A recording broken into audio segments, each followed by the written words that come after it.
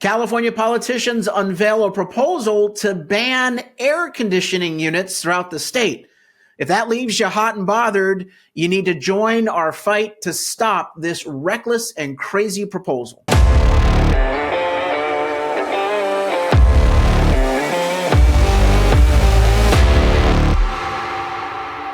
I'm Carl DeMaio, chairman of Reform California, and every day we're seeing another bizarre, crazy, crackpot idea unveiled by California politicians to really sap the joy out of life, to really make our quality of life just as miserable as possible. You do know that during the summertime in California, things can get hot, particularly if you live in Central Valley or in the desert areas. Heck, even in San Diego, where I live, it can get hot. But politicians want to ban air conditioning units. That's right. Absolutely insane. It's part of their crazy Green New Deal program, the Greedy New Steel. The politicians say that air conditioning units are bad for climate change. The proposal went before the California Energy Commission this week. And I guess the good news is they're not going to implement this crazy proposal immediately, but they say it's coming, that they're going to eventually implement a ban on air conditioning units. Here's Politico's coverage of this story on the California Energy Commission's meeting this week. California isn't coming for your AC yet. Look, they want to ban gas stoves. They want to ban Mother Goose, Mother Teresa. I mean, air conditioning.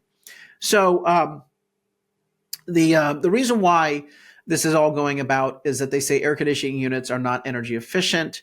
They release too much impacts on climate. And so they want to get rid of air conditioning units and go with heat pumps. Apparently heat pumps not only can heat your home, but can also cool your home. I don't have a heat pump, so I don't know about the engineering or the specifications of this. But look, if you want to have an air conditioning unit, I'm all for consumer freedom. The commissioner of the Energy Commission, Andrew McAllister, a liberal appointed by Democrats, said, quote, "It was a difficult case to make in terms of both the additional costs up front and also potentially causing renewable energy costs overall to increase for some customers." For some customers? How about all customers? Look, the goal is to transition all homes and buildings in California from air conditioning to heat pumps. And there's some federal tax incentive that Democrats have dreamed up, $2,000. And the state also has some sort of additional incentives. Again, when you think about free money, it's never free. The federal government prints it, which means that your money is worth less because of inflation. But here in the state of California, where are the state incentives coming from? They're coming from higher electricity rates. So you and I are already paying for the so-called free money that's being put out on the table.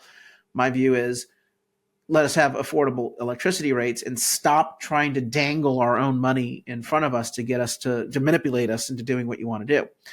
Anyway, the California Energy Commission says that eventually that heat pumps need to go. Politico reports, quote, "Because heat pumps function as coolers as well as heaters, they can substitute for AC as well as gas furnaces." Something tells me a heat pump probably is not as good as a good old-fashioned air conditioner, because nothing that the liberals ever give us as a substitute is ever as good as the real thing. It goes on to say the idea in the CEC, California Energy Commission's draft codes, in other words, draft regulations that you would have to comply with, was to get more heat pumps in place as furnaces wear out. So as you have to replace a furnace or an air conditioning unit, what they're considering right now is saying, no, you're not allowed to buy a replacement air conditioner. You can't buy a replacement gas furnace. You have to go with a heat pump. Now, how are these things powered, the heat pumps? Not by natural gas, which is a very efficient way to heat your home. It's powered by electricity. Well, if everyone starts moving from a gas appliance to electricity, what's that going to do to our electric grid? Yep, you nailed it. It's going to spike demand even though we're not producing more supply. And that spike in demand will cause rates to go up and reliability to plunge. It means that we're going to have more brownouts and blackouts as demand increases. And of course, we're not keeping pace by producing more energy. The story goes on to say how disappointed the environmentalists are that they didn't implement the regulations immediately. They say, quote, environmentalists are disappointed and looking forward to digging into the CEC's cost analysis. Well, the cost analysis, not out yet, but apparently it's so bad that the commission said, we're not going to implement this yet. We'll do it in the future. Guaranteed whatever cost increase that government admits their regulations will cause you and your family, you can increase it by a factor of 4 very conservatively in terms of the actual net cost to you. Look, at Reform California, we are not only fighting the natural gas appliance ban, which is related to this, but we're going to fight any ban to limit consumer freedom. Again, I don't believe in the Green New Deal, the Greedy New Steel. I believe that the only thing that these regulations are doing is not saving the planet. It's only destroying your job. It's destroying your quality of life, and it's increasing your cost of living. That's why these should be dead on arrival. So join our campaign at reformcalifornia.org to fight back by electing better members of the state assembly and state senate. I'm running for the state assembly even in this year as well, and I want to get up there to be a strong advocate and voice on these issues. A couple other stories that we are pursuing. Well, some of the ideas of the Green New Deal come from places like the Bay Area, San Francisco. And whether it's because of their terrible high taxes and bad regulations, costly regulations, or their anti-business environment, or the high crime and grime with homelessness and criminals roaming the streets, people are fleeing San Francisco and they're destroying jobs. The latest story out from the California Globe: San Francisco lost 21,000 jobs in the last 3 months. Sure, the holiday season had a little uptick in seasonal retail jobs, but mainly the decline of the tech sector is being blamed for a lot of the job losses. We're looking at an absolute exodus of jobs and businesses from the Bay Area. So I don't think it's just holiday jobs that are going away. A lot of these stores probably decided to make it through the holiday season in the Bay Area and make that their last hurrah and shut their doors. I don't think those jobs are suddenly going to come back next year during the next holiday season.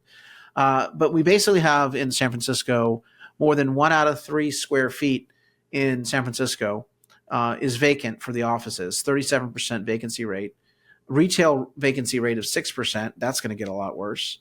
The reality is San Francisco is a dying city. The liberals have ruined it, and these job losses are just the latest indicator of problems up there.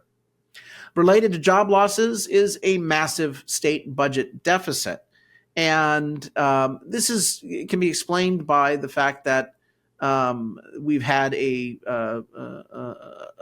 massive increase in tax rates, and so wealthy people have fled. We've had a whole bunch of goodies being given out by California politicians, welfare programs, entitlements, and so the spending went up. And at the same time, the stock market last year, and even into the good part of this year, been relatively sluggish. Last year being the last 2 years being very difficult. Well, we are so dependent on income tax revenue in the state of California that any lull in a hot stock market will have a detrimental impact, a disproportionate impact on California state finances. And so you have these big budget deficits in addition to just the overall mismanagement of the state budget. But Cal Matters, a liberal blog, doesn't worry about who will end up holding the bag here. They do a story, Dan Walters wrote it, California progressives forced to play defense as state faces huge budget deficits. And the whole story here is about boo-hoo-hoo, how these left-wing pet feeders are sitting there and getting upset about some welfare programs that may be curtailed. Really? You think Democrats are going to cut spending? I got a bridge to sell you in Alaska. The story should really be about as state faces huge budget deficits, California taxpayers are forced to play defense, because the real story is that instead of cutting spending, these politicians are looking for ways to raise taxes. I'm seeing this all over the place at the local level. City councils, county boards are putting tax increase measures on the November ballot. And at Reform California, we're leading the fight to block every single tax increase we can possibly block. Our position always is hell's no on tax increases. And our plain English voter guide at reformcalifornia.org is one way that we alert voters to these tax hikes. So I think the real thing shouldn't be about, oh, boo-hoo, progressives who want, more welfare programs are worried about the state budget. If you are a taxpayer in the state of California, you should be worried about what's coming at you during these state budget negotiations, because they're going to try to raise your taxes. There's no doubt about it.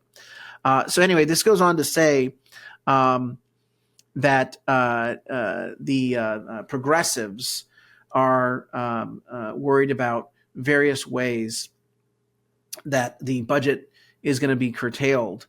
And they're also worried about some of the regulations that politicians may be pushed to cut because of the job losses in the state of California. Now, Newsom says that he's repeatedly rejected tax increases as the remedy,